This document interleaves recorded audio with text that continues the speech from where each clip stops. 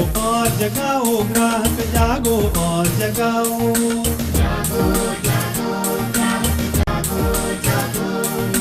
जागो और जगाओ ग्राहक जागो और जगाओ। एक ध्येय है एक अभियान जागो और जगाओ।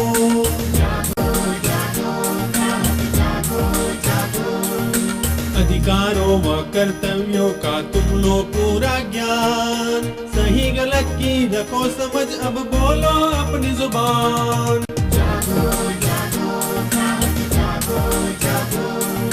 जागो और जगाओ ग्राहक जागो और जगाओ।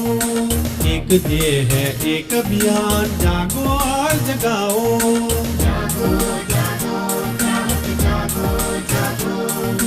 विज्ञापन को देखो मगर बनो न यूं अज्ञान।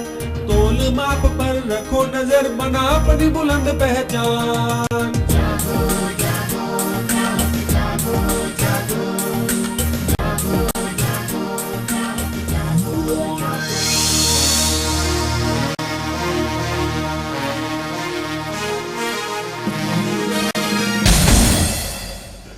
अगर आप उपभोक्ता हैं तो आपको अधिकार है सुरक्षा का। आपको अधिकार है सूचित किए जाने का। आपको अधिकार है सही चीज चुनने का। अगर चीज खराब है तो आपको अधिकार है सुनवाई का। अधिकार है नुकसान की भरपाई का। अधिकार है उपभोक्ता शिक्षा का यानी ग्राहक सुरक्षा धारा के ज्ञान का। आज जरूरत है हर नागरिक को जागरूक नागरिक बनने की, अपना अधिकार पहचानने की, अपना हक पाने की। आप जो भी खरीदते हैं चाहे वो वस्तु हो या सेवा, उसका असर पड़ता है आपके स्वास्थ्य पर, आपकी सुरक्षा पर। नमस्कार दर्शक मित्रों, मैं हूँ चिदिशा और मैं किशोर दबे। दर्शक मित्रों, हम सुबह में उठते हैं तब से लेकर रात तक बहुत सारी अनगिनत चीजों की खरीदारी करते हैं, लेकिन खरीदारी करते वक्त हमें बहुत कुछ ध्यान में रखना चाहिए जो हम नहीं रख पाते। आपने कभी अपनी खरीदारी की आदतों पर गौर किया है? तुम बताओ, तुम कैसे खरीदारी करती हो? जैसे सब करते हैं, दुकान में गए और जो जो चीज अच्छी लगी वो ले ली। आजकल तो वो डिस्प्ले में लगाया हुआ होता है ना, तो डिस्प्ले में देख के याद आ जाता है क्या है। बस वैसे यही हम गलती करते हैं। हमें इस प्रकार से खरीदारी नहीं करनी चाहिए। खरीदारी करते वक्त बहुत कुछ ध्यान में रखना चाहिए। समझदार ग्राहक वही होता है जो लिस्ट बनाकर खरीदारी करने के लिए निकलता है। ऐसा होता है हम देखते हैं और कुछ चीजें ले लेते हैं, इसका मतलब है कि हमने लिस्ट नहीं बनाया। हम लिस्ट बनाकर खरीदारी जाए तो जरूर जिस चीजों की है वही हम खरीदेंगे। ये तो आपने एकदम सही बात बताई।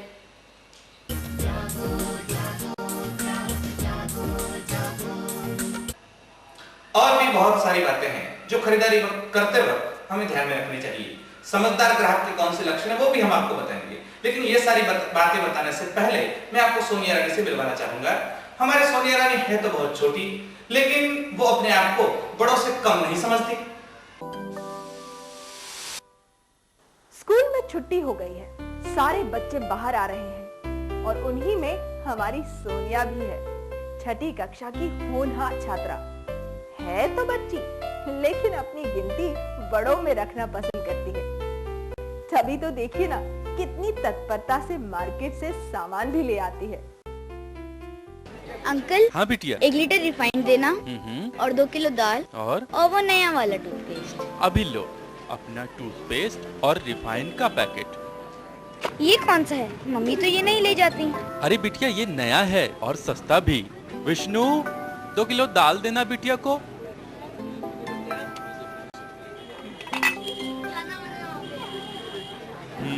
लाओ हिसाब कर दो। ये रहे बाकी पैसे।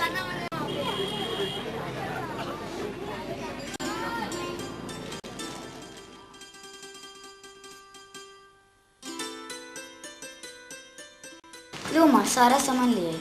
ये कौन सा टूथपेस्ट ले आई सोनिया? ये बहुत अच्छा है मम्मी, इससे दांत मजबूत होते हैं। अच्छा, तुमको कैसे पता? वो टीवी पे देखा एड में। टीवी के विज्ञापन में सब सच दिखाते हैं। ये रिफाइंड कौन सा है? मैं तो ये नहीं लेती। ये नया है मम्मी, ये अच्छा है और सस्ता भी है। अच्छा, इस पर एग मार्क का निशान है। ये दाल कितनी है? कम लग रही है। पूरे 2 किलो है मम्मी। अच्छा, अपने सामने तुलवाया था।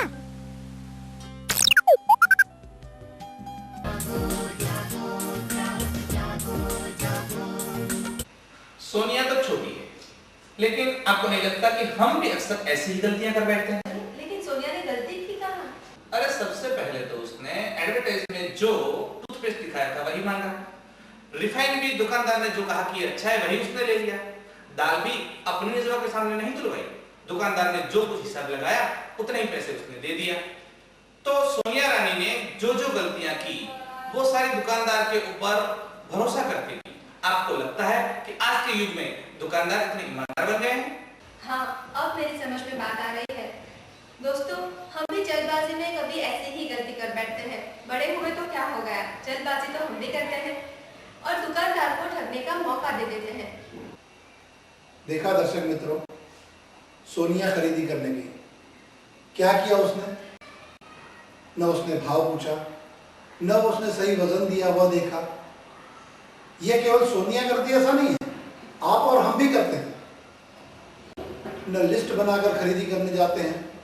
आपको जिन चीजों की आवश्यकता है उनका आप एक लिस्ट बनाइए। दुकानदार कहे यह चीज अच्छी है, आपको एक साबुन लेना है, दुकानदार दूसरा साबुन दिखाता है कि मैडम इसमें एक पर एक फ्री है। आप कहते हैं ठीक है भैया यही दे दो। मैडम ये कम दाम वाला है, ये आप ले जाइए। आप कहते हैं ठीक है यही दे दो। यह चीजें हर जगह, हर शहर और हर गांव में ग्राहक ठगा जाता है, फिर भी वह जानता नहीं कि वह कैसे ठगा जाता है। आपको देखना है कि दुकानदार आपके सामने आपकी चीज तोल रहा है या नहीं। आपने जो पैकेट खरीदा है उस पर जो कीमत लिखी है वह दुकानदार ले रहा है या नहीं, या उससे ज्यादा ले रहा है। आपने जो दवाइयां ली हैं उसकी मैन्युफैक्चरिंग डेट या एक्सपायरी डेट आपने देखी या नहीं। यह सब कर्तव्य किसका है? दोस्तों, हमारा काम है जगाना और आपको जागरूक करना, लेकिन यह कर्तव्य तो आपका ही है, आप ही को देखना है। आप ठगे जाएंगे, उसके बाद हमारे जैसे संगठन और ग्राहक अदालत तो है ही, लेकिन प्रथम आप जागरूक रहिए, आप अपने अधिकारों से वाकिफ हो जाएं, फिर आप अपना कर्तव्य निभाइए। ये आपके कर्तव्य है।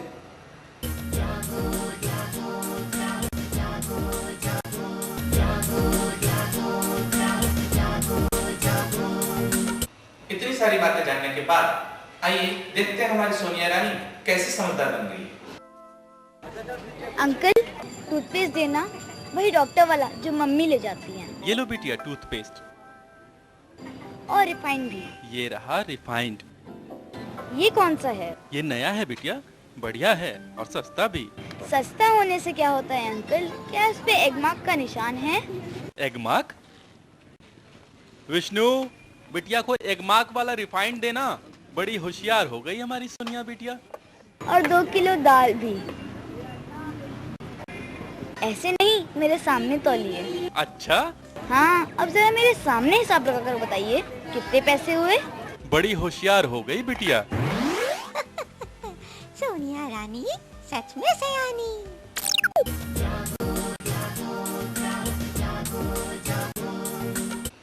सोनिया से मिलने के बाद मुझे लग रहा है कि कुछ और बच्चों से भी मिला जाए और उनसे पूछा जाए कि वह अपनी खरीदारी कैसे करते हैं।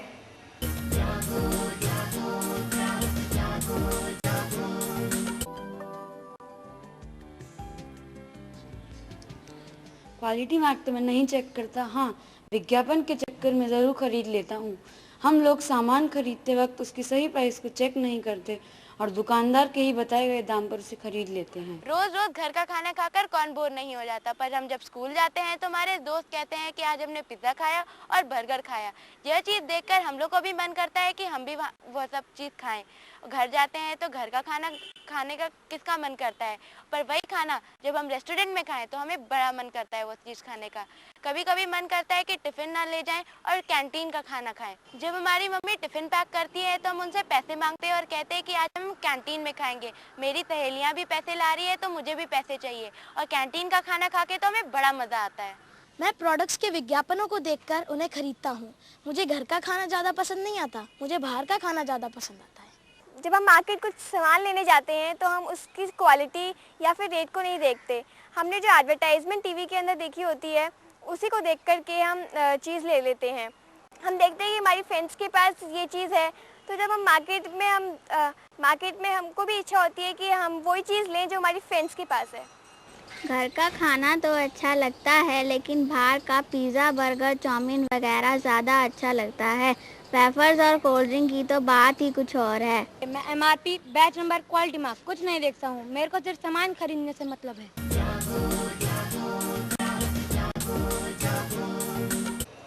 देखा आपने कितने सयाने होते हैं ये बच्चे, लेकिन मुझे तो ये सब के सब सोनिया रानी जैसे ही लगते हैं।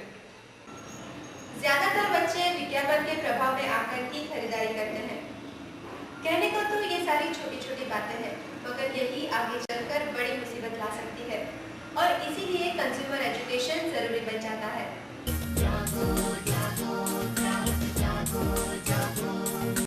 जो चीज आप खरीद रहे हैं उसकी तुलना अन्य दुकानों में जाकर कीजिए। क्या वहां भी यही भाव है जो यह दुकानदार ले रहा है? और अगर चीज वह नहीं है, उसने ज्यादा दाम लिया है, कम तोल में दिया है, तो आप कहाँ कंप्लेन करेंगे? शिकायत करने उस विभाग के पास जाइए। जैसे तोलमाप विभाग है, पुरोठा विभाग है। अगर वहां भी आपकी कोई नहीं सुनता तो जागरूक नागरिक में आइए, ग्राहक अदालत में जाइए, कंप्लेंट कीजिए, शिकायत कीजिए। गड़गड़ाहट बढ़ाहट हड़हड़ाहट मत कीजिए। आप कहिए कि ऐसा होता है, वैसा होता है, ये दुनिया में क्या होता है, कुछ होता नहीं है। एक पत्र लिखिए, शिकायत कीजिए, दुकानदार को कीजिए, जागरूक नागरिक को कीजिए, ग्राहक अदालत में कीजिए।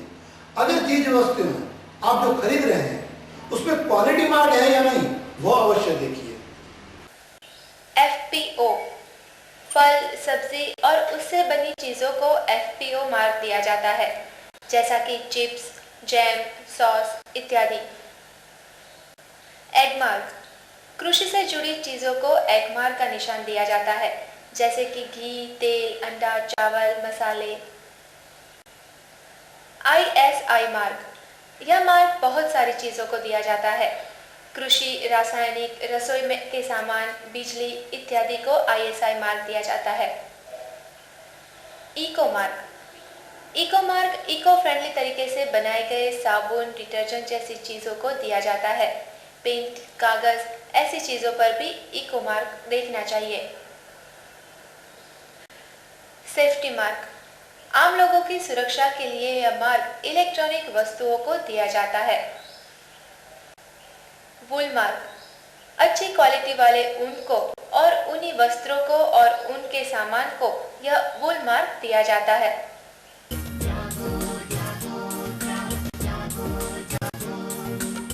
ज़रूरतों और चाहतों के बीच में एक बहुत बड़ा फासला हो गया है। ज़रूरतें तो इतनी होती नहीं हैं, पर आजकल एडवर्टीजमेंट्स की वजह से चाहते इतनी बढ़ गई हैं बच्चों की। अब हमें ये देखना है कि ये चीज़ हमारे लिए कितनी ज़रूरी है, क्योंकि हर चीज़ हमारे लिए ज़रूरी नहीं होती। हमें ये भी देखना है कि क्या ये चीज़ हमारे लिए हानिकारक है और आखिर इसका उपयोग क्या है। आप कोई चीज़ खरीद रहे हैं जो पॉली बैग्स हो या प्लास्टिक्स हो, उसको रिसाइकिल करना चाहिए। न्यूज़पेपर के आइटम्स भी रिसाइकिल होने चाहिए, ताकि हर चीज़ का अपना काम हो, हर चीज़ किसी न किसी चीज़ के काम आए और वो रिसाइकिल हो। इस तरह से हम अपनी एनवायरनमेंट को बढ़िया रख सकते हैं। जब भी हम किसी वस्तु को खरीदने के लिए या किसी भी प्रकार की सेवाएं प्राप्त करने के लिए बाजार से या किसी एजेंसी से बात करते हैं और उसके लिए धनराशि व्यय करते हैं, तो ये हमारा अधिकार होता है कि हम जितना धन व्यय कर रहे हैं उसके अनुरूप गुणवत्ता की वस्तुएं और सेवाएं हमें प्राप्त हो सके। ये जानकारी शिक्षा व्यवस्था के अंदर बच्चों को होनी भी बहुत आवश्यक है, क्योंकि बच्चे जब इस बात को शुरू से ही समझेंगे तभी ये संभव है कि वे नागरिक के रूप में अपने अधिकारों का प्रयोग कर सकें और अच्छी गुणवत्ता की वस्तुएं और अच्छी गुणवत्ता की सेवाएं लेने के लिए आग्रह कर सकें। बहुत बार देखा गया है कि बच्चे अपने घर में जो सामान उनके पापा मम्मी कोई नया लाते हैं या कुछ विशेष ऐसा होता है जो वो समझते हैं कि दूसरों के घर में नहीं होगा, उसकी चर्चा भी वो अपने साथियों के साथ, अपने दोस्तों के साथ करते हैं।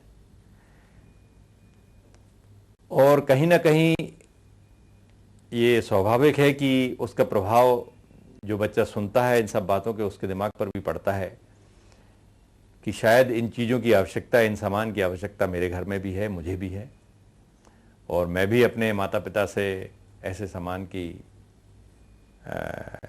आवश्यकता की बात करूंगा। न केवल ऐसे घर के बड़े सामान की, बल्कि स्कूल में जो छोटा छोटा उनकी किताबें कापियां होती हैं, उनका कंपास बॉक्स होता है, उसमें रखे हुए बहुत सारे पेंसिल और दूसरी सामग्रियां होती हैं, उनका जो बैग जिसमें वो रख के लाते हैं, इवन लंच पैक जिसमें रख के लाते हैं, वो छोटा सा डब्बा भी कभी कभी उनकी चर्चा का विषय बन जाता है। इन सब चीज़ों का असर कहीं ना कहीं उस सामान के प्रोटेक्शन पर, उस सामान की आवश्यकता पर पड़ रहा है। हमारा ये फर्ज बनता है अपने बच्चों से जब हम बात करते हैं कि उनको ये बताएं कि ये जरूरी नहीं है कि सब बच्चों के पास एक जैसा सामान हो। तुम्हारे पास कोई चीज़ किसी तरह की है, वही सामान उसी तरह के उपयोग में आने वाला दूसरे बच्चे के पास दूसरे तरह का हो सकता है।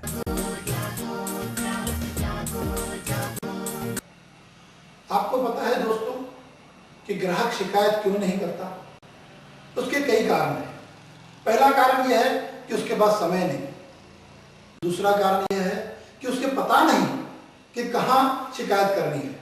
तीसरा कारण यह है कि कोर्टों में, न्याय प्रणाली में बहुत सारा समय जाता है और वो कहाँ धक्के खाता रहेगा, इसलिए भी वो चुप्पी साध के बैठता है।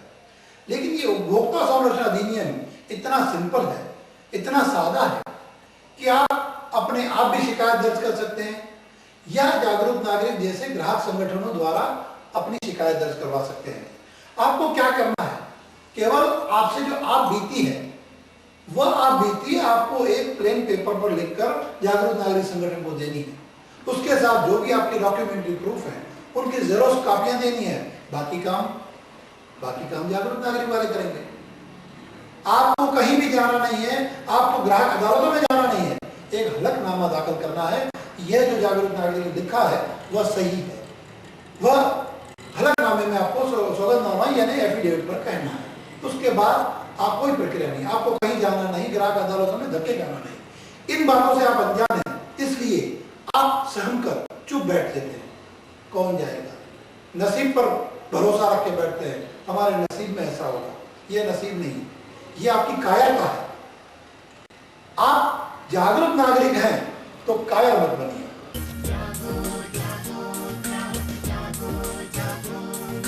दोस्तों, हम उपभोक्ता हैं, अर्थात ग्राहक हैं। ग्राहक बाजार का राजा होता है और ये बात हमें एक दिन के लिए नहीं, हर हमेशा खरीदी करते वक्त ध्यान में रखनी चाहिए। हम सेवा खरीदें या वस्तु, लेकिन हम ये ना भूलें, ग्राहक कोई भिखारी नहीं, ग्राहक बाजार का राजा है।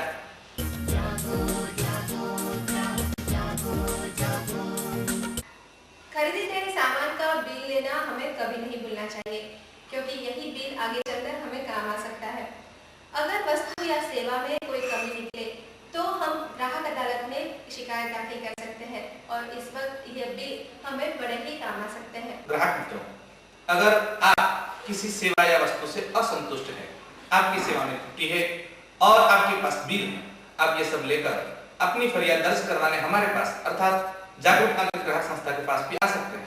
हमारी संस्था पिछले 20 सालों से लगातार इसी क्षेत्र में कार्यरत है और सैकड़ों की संख्या में अनगिनत ग्राहकों को हमने न्याय दिलवाया है। 1986 के ग्राहक संरक्षण अधिनियम के अनुसार उपभोक्ता की शिकायतों को सरल तरीके से, तेजी से और कम खर्च में निपटाए जाने की व्यवस्था की गई है। याद रखें, आप अगर अपने अधिकारों के प्रति जागरूक हैं, तो कोई भी दुकानदार आपको ठग नहीं सकता।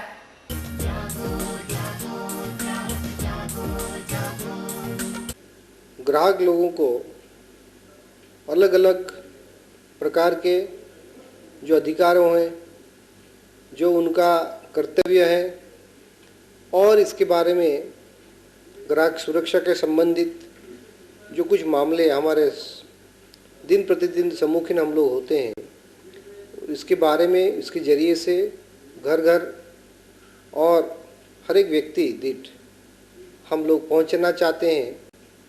और इसका एक ही उद्देश्य है कि कोई भी प्रकार के पदार्थ या सेवाओं कोई पैसा देकर प्राप्त किया जाए तो उसी सेवा अथवा उसी पदार्थ को प्राप्त करने के बाद कोई भी मुश्किल हो, कोई भी अड़चन हो, कोई भी प्रकार की ठगाई हो, कोई भी प्रकार की अडल्ट्रेशन हो और कोई प्रकार की जो प्रॉमिस हो, जो वादा हो और वादा के निभाने के बाद वादा होते हुए भी वादा की परिपूर्णता ना हो, ये सब मामलों को कवर करते हुए इन ग्राहकों को हम लोग एक चेतनावंत करना चाहते हैं, जागरूक करना चाहते हैं।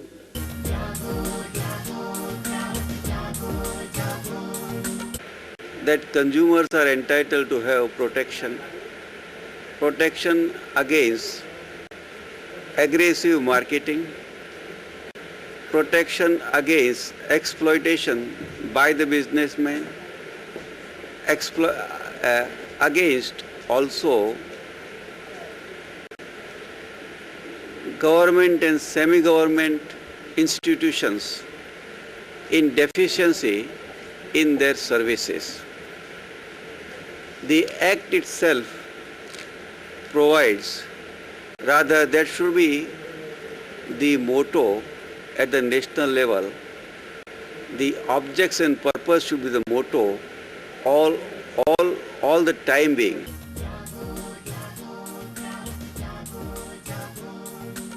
આપણા દેશના નાગરિકો કે જેઓ તમામ ગ્રાહકો છે તેમાંય આપણા રાજ્યમાં તમામ નાગરિકો કે જે તમામ ગ્રાહકો છે તેમના માટે બે અગત્યની વાતો છે।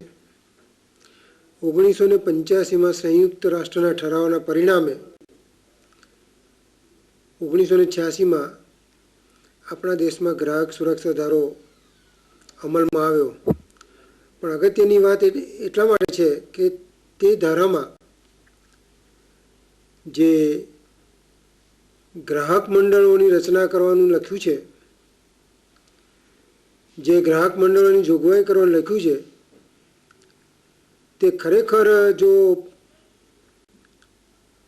ફળીભૂત થયું હોય તે જોગવાઈ તો એ વડોદરામાં જાગૃત નાગરિક દ્વારા થઈ છે। તે સંગઠન 18 વર્ષથી ગ્રાહકોના હિત માટે કાર્યરત રહેલું છે।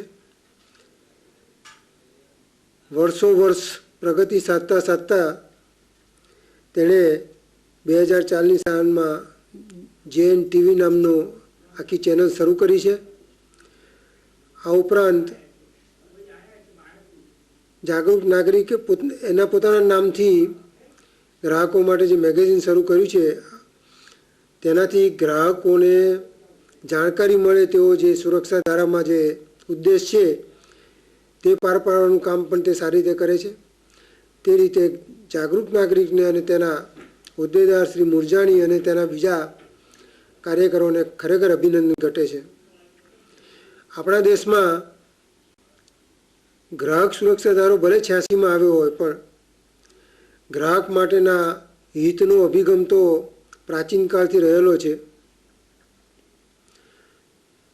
જે વસ્તુ ગ્રાહકને મળવી જોઈએ, ગ્રાહક ખરીદે તે ઉત્તમ જાતની હોવી જોઈએ, ઉત્તમ ક્વોલિટીની હોવી જોઈએ। તો એનો એક અદ્ભુત દાખલો આપણને ઉપનિષદ કથામાંથી મળે છે। નચિકેતાનો એ દાખલો છે। એના પિતા મોટું યજ્ઞ કરી રહ્યા છે, યજ્ઞમાં ગાયનું દાન આપવાનું હોય છે। બાળક નચિકેતા જુએ છે કે ગાયો દુબળી હોય છે, બ્રાહ્મણોને દાનમાં કચવાતે મને ભલે લે પણ તે કંઈ કામમાં આવી હોતી નથી। એટલે તે પિતાને વિનમ્ર ભાવે જરાય અપમાન ના થાય એ રીતે કહે છે કે પિતા મને તમે કોને દાનમાં આપશો? તમે શ્રેષ્ઠ દાન કરવાનું છે આમાં તો, આ યજ્ઞમાં તો તમારા કહેવા મુજબ હું તમારા માટે શ્રેષ્ઠ વસ્તુ છું, તો તમારે મને કોને દાનમાં આપશો? એટલે પિતા પહેલાં તો એને મજાક ગણે છે, પણ છેવટે એની ગંભીરતા સમજે છે, એટલે કે જ્યાં તને યમને દાનમાં આપ્યો. પરંતુ એ બાળક દ્વારા સંદેશો પહોંચી જાય છે કે ભાઈ દાનમાં પણ આપવાની વસ્તુઓ હોય એ ઉત્તમ ગુણવત્તાની હોવી જોઈએ. તો આજના ગ્રાહક સુરક્ષા ધારામાં તો દાન આપવાની વાત તો હોતી નથી, એ તો અવેજ સાથે ખરીદેલ વસ્તુની વાત છે. આ જો અવેજ વિનાની વસ્તુમાં આ પ્રમાણે ગુણવત્તાની વાત આપણા શાસ્ત્રમાં છેક પ્રાચીન કાળમાં કહેવાઈ હોય તો ગ્રાહક સુરક્ષા ધારો કંઈ આપણા દેશ માટે કોઈ નવી વસ્તુ નથી. પરંતુ તેને ગતિ જો આપવામાં આવતી હોય તો એ ગ્રાહક મંડળો દ્વારા આપવામાં આવે છે. એવું એક આ ગ્રાહક મંડળ આટલા વર્ષોથી કાર્યરત છે. તો વધુને વધુ પ્રગતિ કરે તેવી શુભેચ્છા હું પાઠવું છું.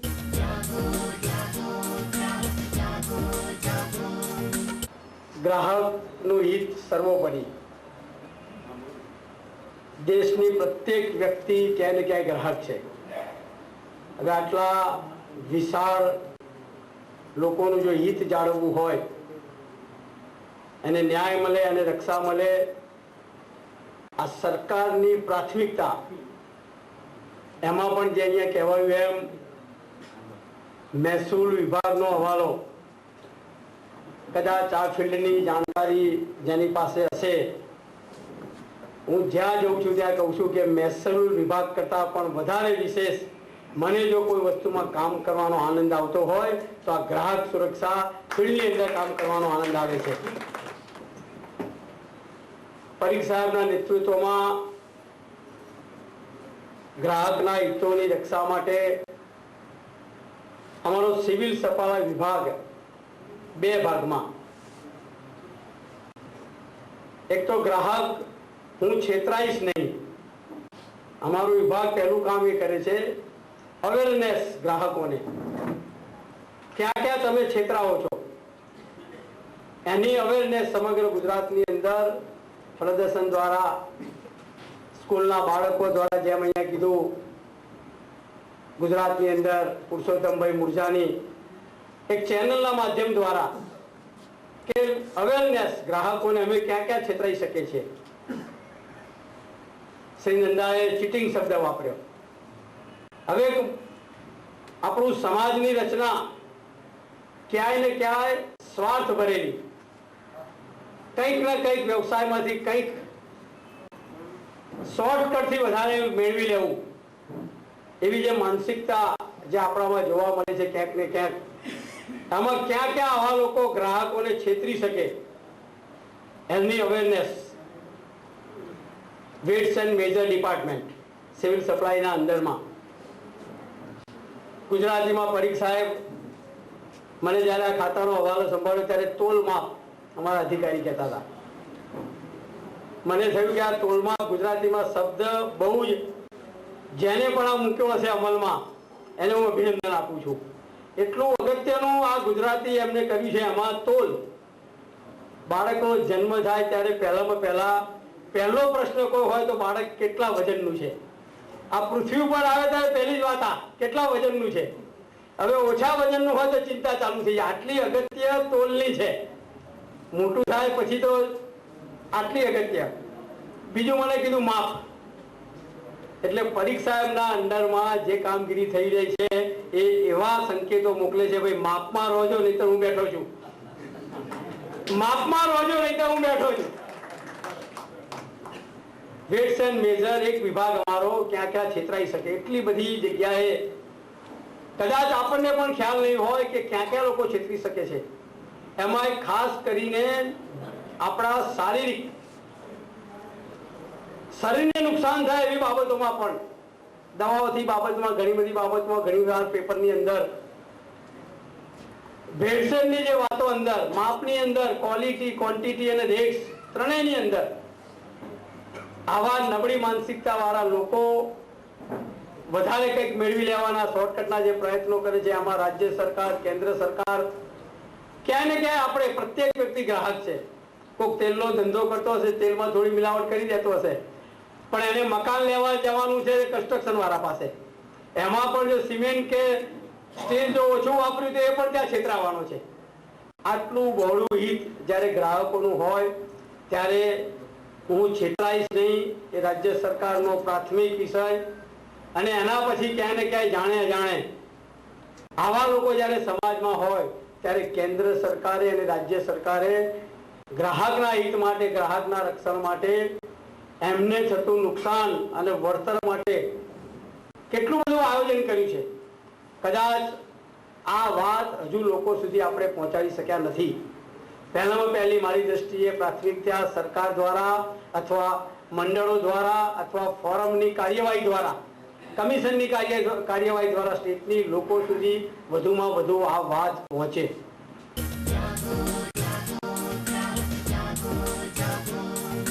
Good measure to a consumer. Ordinarily, as Justice Shah has put it, ordinary citizens will have to go to a civil court, and there are a lot of difficulties. First, the citizen will have to pay court fees. There is long delay. In that way, the Consumer Protection Act has gone a long way to give a speedy and a cheap justice to an ordinary citizen in this field. The importance of the Consumer Protection Act lies in promoting welfare of the society in as much as it attempts to remove the helplessness of consumer, which he faces against powerful business classes described as network of racket, or society in which producers have secured power to rob the rest, and might of public bodies which are degenerating into storehouses of inaction where papers do not move from one desk to other as a matter of duty and responsibility, but for extraneous consideration, leaving the common man helpless and shocked. As I started with the preamble of the Constitution and the directive principles, we have traveled now 54 years. The President of India, Justice Mr. Abdul Kalam, has said that we want to build a strong nation, and by 2020, he wants this nation with a very strong economic foundation in this area. If we have to do this, then in my view, we have to improve upon a quality of a commonwealth, which should really show a common man depicted by Mr. Lakshman in his cartoon in Times of India. He always said that the quality, the improvement of my common man has not, though we have crossed 54 years in this field. So, in my view, we have to improve upon the quality, welfare of a man, a common man, this, who has to work daily in this field. And unless we can able to do this, we will not able to achieve to a greater good of lot of people.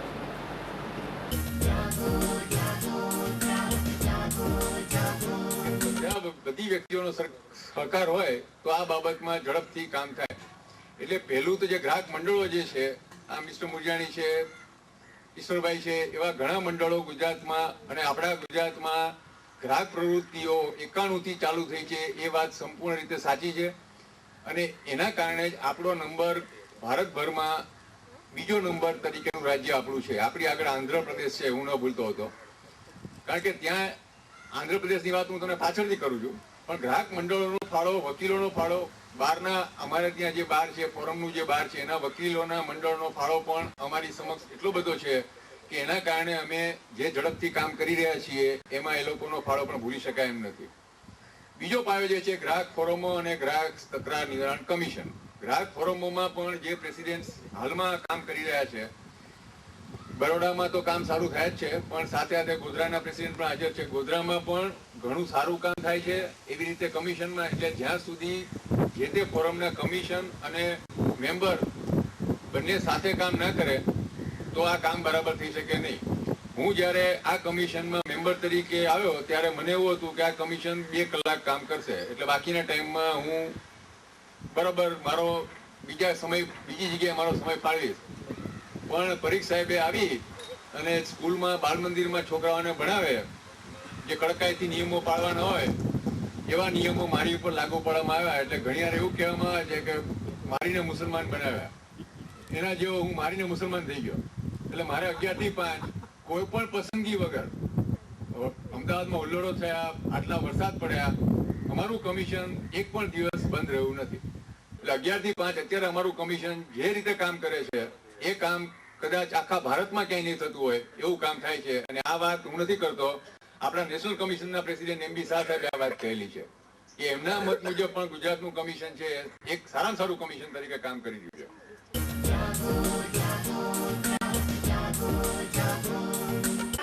ग्राहक संगठन ने कई शोषित ग्राहकों को न्याय दिलवाया है. आइए कुछ ऐसे ग्राहकों से मिलते हैं जिन्होंने हमारे जरिए न्याय पाया है.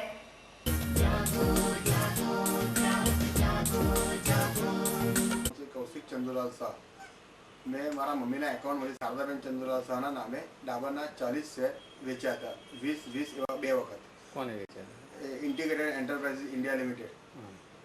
હવે એક જ એનેક્સરમાં 20 2 વખત અમે શેર વેચ્યા અને એ એનેક્સર અમે સબમિટ કરી દીધું. અમે અમારા બ્રોકર હતા નવીનચંદ્ર ફાઇનાન્શિયલ કન્સલ્ટન્સી, એના થ્રુ અમે શેર વેચેલા. પછી હવે એ શેર વેચ્યા પછી અમને 20 દિવસ પછી ઓક્શનની નોટિસ મળી કે 20 શેર તમારા ઓક્શન થાય છે. તો મેં ત્યાં જે રજૂઆત કરી કે એક જ એનેક્સરમાં 20 2 શેર વેચ્યા 40, તો 20 શેર ઓક્શન થાય ને 20 શેર પાસ થયું બને નહીં. તો એ લોકોએ મને એવું કીધું કે તમારું એનેક્સર સાઇન ડિફરથી રિજેક્ટ થયું છે, વર્બલી વાત કરી. તો મેં રજૂઆત કરી કે એક જ એનેક્સરમાં રિજેક્ટ થાય 40 શેર રિજેક્ટ થાય, 20 પાસ થાય ને 20 રિજેક્ટ થયું બને નહીં. તો તપાસ કરતાં માલુમ પડ્યું કે ઓપરેટરની ભૂલ છે, 20 શેર ડેબિટ કર્યા છે મારા એકાઉન્ટમાંથી અને 20 શેર ડેબિટ ન કરવાથી 20 શેરનું ઓક્શન થયું છે.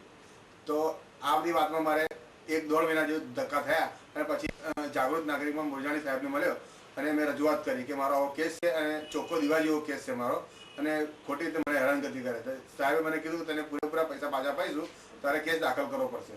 અને મને સાહેબે મદદ કરી અને મારો 5 વર્ષ જૂનો કેસ છે અને આજે મારા ફેવરમાં ડિસિઝન આવ્યું છે અને મને 33,600 વ્યાજ સાથે રકમ આપવા માટે હુકમ થયો છે.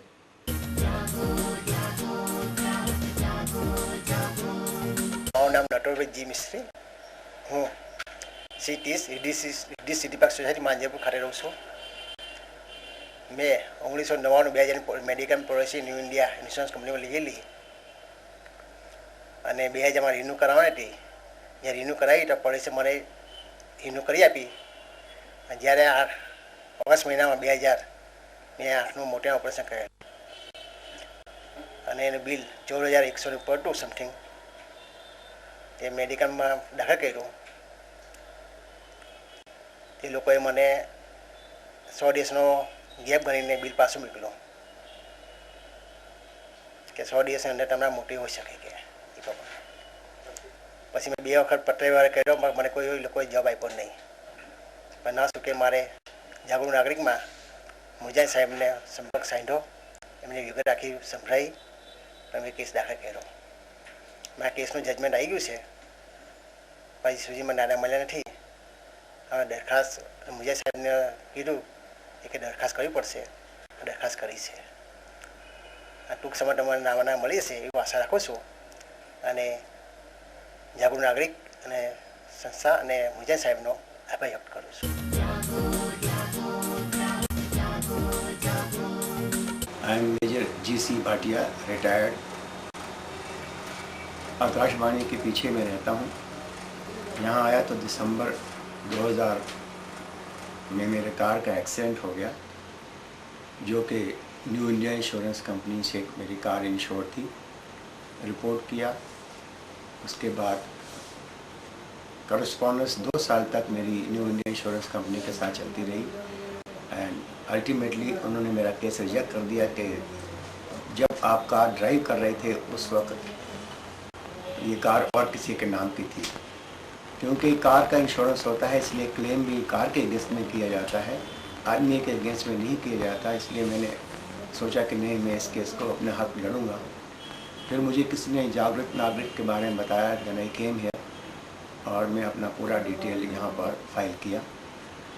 Ultimately I am grateful to this people, this organisation कि विदाउट मच बॉदरिंग इन्होंने मेरा केस लिया और लास्ट मंथ में मुझे ये खबर किया कि इसका जजमेंट आ गया है, आपका करीब 8 साढ़े 8 हज़ार का claim plus interest plus 1000 rupees आपको क्लेम मिला है। मैं सिर्फ इतना कहना चाहूँगा कि जो न्यू इंडिया इंश्योरेंस कंपनी है ये एक ऐसी कंपनी है जिसका नाम एक यूनिक नाम है, यानी इंश्योरेंस का मतलब आई से शुरू होता है और ये ए से शुरू होता है।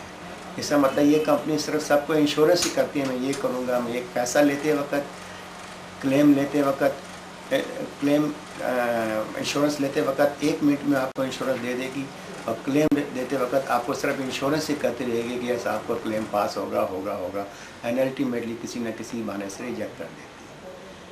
तो लास्टली आई वुड से कि I again thankful to this organisation, और मैं पब्लिक से भी बोलूँगा कि अगर ऐसी कोई अपने हक के लिए लड़ना है और इंडिविजुअली नहीं लड़ सकते क्योंकि अब टाइम ख़राब होता है, तो यहाँ आके अपना केस आप दे दें, तो this people are very competent to fight the case.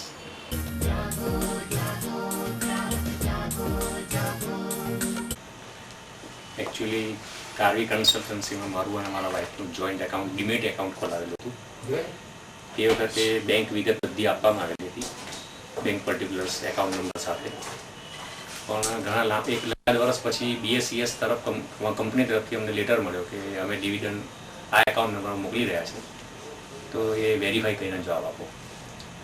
તો તપાસ કરતાં ખબર પડી કે ડીમેટ એકાઉન્ટની માહિતી જે તે કંપનીએ ડાઉનલોડ કરતી વખતે ખોટી આપવામાં આવી હતી, એટલે કાર્વીની અંદર મારા એકાઉન્ટની માહિતી ખોટી લોકોએ લોચ કરેલી હતી અને એના કારણે જે તે વર્ષમાં જે કંપનીઓએ ડિવિડન્ડ મને મોકલ્યા તે બધા ખોટા એકાઉન્ટમાં જમા થયેલા।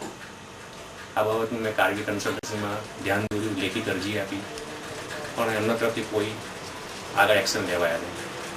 BSES તરફથી ફરી મને લેટર મળ્યો, ત્યાર પછી મેં ફરી કાર્વીની અંદર એની કમ્પ્લેન આપી લેખિતમાં, કોઈ સુધારો ના થયો। ત્યારબાદ મેં કન્ઝ્યુમર કોર્ટની અંદર કેસ મૂકવા જાગૃત નાગરિકનો મિસ્ટર મુલ્યાણીનો કોન્ટેક્ટ કર્યો। આ સંસ્થા સાથે હું શરૂઆતના વર્ષોથી જોડાયેલો છું, 80ના દાયકા। BSES તરફથી તમને પત્ર મળ્યો પછી તમે કાર્વી કન્સલ્ટન્સી લિમિટેડમાં કીધું કે ફોર્મમાં મને સુધારો કરીને નવું ફોર્મ મોકલો?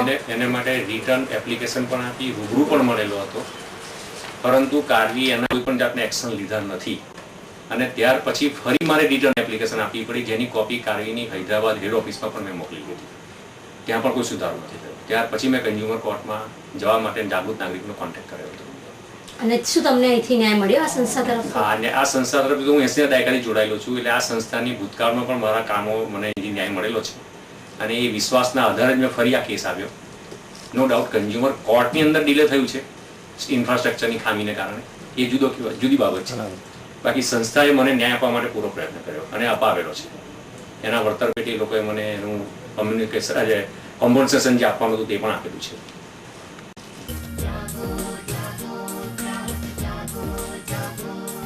મારું નામ ભૂપેન્દ્ર કે શાહ છે, હું આજવાડ ઉપર રહું છું।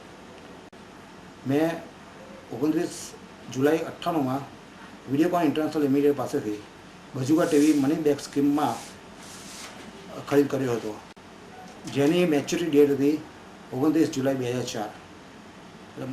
14,990 રકમ જે મેં પેમેન્ટ કરેલી તે મને જુલાઈ 2004માં મળવી જોઈએ, પરંતુ ઘણા રિમાઇન્ડર કર્યા પછી કંપનીએ એ રકમ મને પરત કરી ન હતી। આથી મેં ડિસેમ્બર મહિનામાં જાગૃત નાગરિક સંસ્થા વડોદરામાં ફરિયાદ નોંધાવી। આના આધારે જાગૃત નાગરિક સંસ્થાએ વિડીયોકોન ઇન્ટરનેશનલ લિમિટેડ કંપનીને નોટિસ બજાવી હતી। આ નોટિસના આધારે ને કારણે વિડીયોકોન ઇન્ટરનેશનલ કંપનીએ લગભગ 1-2 મહિનામાં મને રકમ પરત કરી હતી અને એનો ડ્રાફ્ટ મને મળી ગયો હતો, જે એનો TDS સર્ટિફિકેટ છે।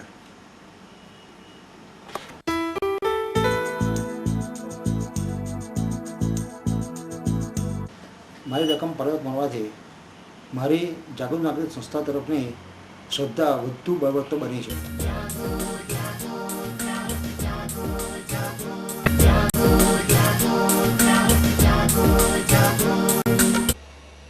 देखा आपने, इन लोगों ने अपनी शिकायत जागरूक नागरिक से की. जागरूक नागरिक ने इनकी शिकायत इनके जो डॉक्यूमेंट्री प्रूफ थे वो लेकर ग्राहक अदालत से की और ग्राहक अदालत ने इनके डॉक्यूमेंट्री प्रूफ देकर इनके उपलक्ष्य में न्याय दिया, इन्हें चेक मिला. क्यों? क्योंकि ये जागरूक नागरिक थे, ये जागरूक ग्राहक थे, इनको अपने अधिकार पता था. इनके साथ भी ये न्याय हुआ था, लेकिन उन्होंने अपना अधिकार समझकर उस व्यापारी या उस संगठन या उस सरकारी और सरकारी संस्था के विरुद्ध कंप्लेंट दर्ज की. आप भी एक जागरूक नागरिक बन सकते हैं, आप भी अपने अधिकार के लिए लड़ सकते हैं.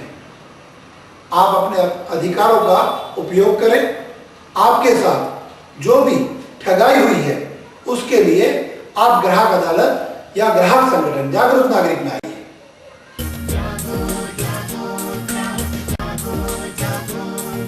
दोस्तों, हमें बच्चों को जागरूक करना है. जागरूक बच्चे, जागरूक नागरिक, जागरूक भविष्य. इस भविष्य को हमें अच्छी तरह से सुदृढ़ बनाने के लिए बच्चों को शिक्षा देनी है. ये शिक्षा हम किस प्रकार देंगे? जैसे कंज्यूमर एजुकेशन अर्थात ग्राहक शिक्षा दे सकते हैं, सेमिनार कर सकते हैं, कंज्यूमर क्लब खोल सकते हैं, डेबिट्स करवा सकते हैं, ऐसे लिखवाकर प्रतियोगिता कर सकते हैं. इस प्रकार से बच्चों को शिक्षा देकर सुंदर भविष्य का निर्माण भी हम कर सकते हैं. बाजार के जंक फूड के बजाय घर के स्वादिष्ट और पौष्टिक खाने पर ही ध्यान दें.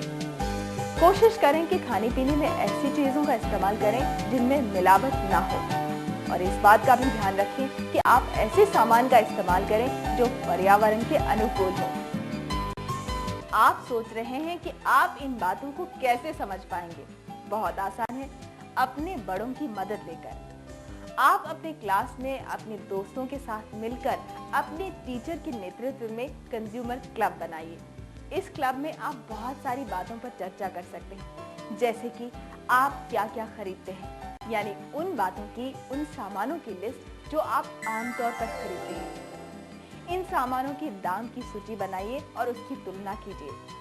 कौन कौन से विज्ञापन आपको अच्छे लगते हैं और क्यों? सामान के साथ दिए जाने वाले ऑफर कितने सच्चे होते हैं और कितने लुभावने? विज्ञापन के ऑफर को देखकर आप कौन कौन सा सामान खरीदते हैं? सुंदर पैकिंग देखकर आप कौन कौन सा सामान खरीदते हैं? और तोल के वजन के तरीके क्या क्या होते हैं? किन किन सामानों पर क्वालिटी मार्क होता है और किन किन सामानों पर नहीं? और हाँ, कैंटीन में मिलने वाले सामान की क्वालिटी भी.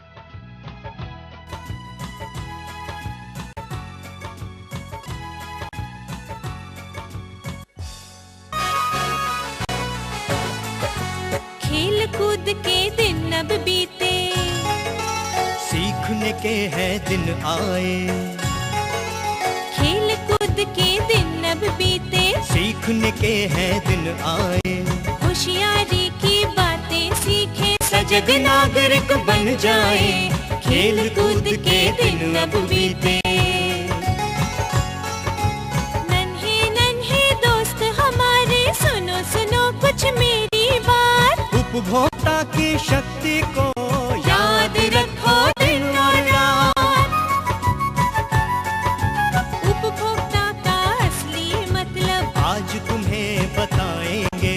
उसके अधिकारों से तुमको परिचित हम कराएंगे. जांच परख कर चीज खरीदो, नहीं तो धोखा खाओगे. मोल तोल के समझ बूझ के, नहीं तो फिर पछताओगे. ध्यान लगा कर सुनो जरा, अब सुनो सुनो कुछ मेरी बात. उपभोक्ता की शक्ति को अब याद रखो तुम दिन और रात. याद रखो तुम दिन और रात. जरूरत और चाहत, इनके बीच का फर्क हमें पता होना चाहिए. हम अपनी जरूरतें दिन प्रतिदिन बढ़ाते जा रहे हैं. एडवर्टाइज देखते हैं और फिर हमारी चाहत होती है, और चाहत से हम जरूरियात पैदा करते हैं. वास्तव में हमें उस चीज की जरूरत होती ही नहीं. एकदम सही कहा आपने. एक बात और है कि विज्ञापनों को देखकर प्रोडक्ट की क्वालिटी का अंदाजा लगाना नामुमकिन है और इसलिए आप जब अगली बार खरीदारी करने जाए तो ये बात जरूर ध्यान में रखिएगा। अगर ग्राहक सच्चा है तो उसे न्याय जरूर मिलेगा। न्याय की मांग करने के लिए सत्य आपके पक्ष में होना बहुत जरूरी है। सत्यम एव जयते, जहाँ सत्य होता है वहाँ जीत तय होती है। आप अगर समझदार ग्राहक हैं तो आप जरूर आपके साथ हुए धोखे के लिए हमारे पास आइए। आप जागृत नागरिक ग्राहक संस्था में आइए, ग्राहक अदालत में जाइए और समझदारी से फरियाद दर्ज करवाइए। आपकी फरियाद सच्ची है, आपको न्याय दिलवाने के लिए हम भी कटिबद्ध हैं। हमारी संस्था केवल संस्था नहीं, केवल संगठन नहीं, केवल अभियान नहीं, एक आंदोलन है। इस आंदोलन में आपको भी जुड़ना है। आप समझदार ग्राहक हैं, समझदारी अदा कीजिए।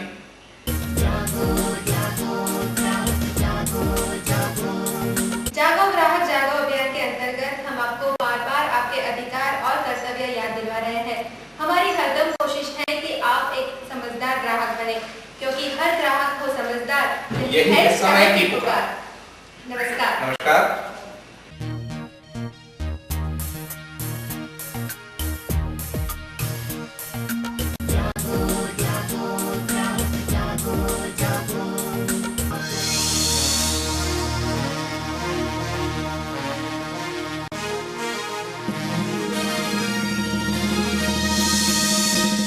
अगर आपको लगता है कि आपके साथ कहीं धोखा हुआ है, आपका खरीदा सामान या सेवा क्षति युक्त है, तो आप हमें संपर्क कर सकते हैं।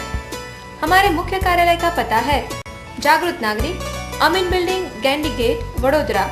फोन नंबर 25605885 और 25197778। ईमेल एड्रेस है jagrutnagrik@rediffmail.com। हमारे डीसा कार्यालय का पता है श्री जागृत नागरिक, हिंगराज टावर, रिसाला मंदिर के पास, डीसा, जिला बनासकांठा। मोबाइल नंबर है 9426352381 और फोन नंबर 02744231222। हमारे महसाणा कार्यालय का पता है जागृत नागरिक, F31, कृष्णा कॉम्प्लेक्स, राघनपुर 4 रास्ता, महसाणा। मोबाइल नंबर है 9426598984।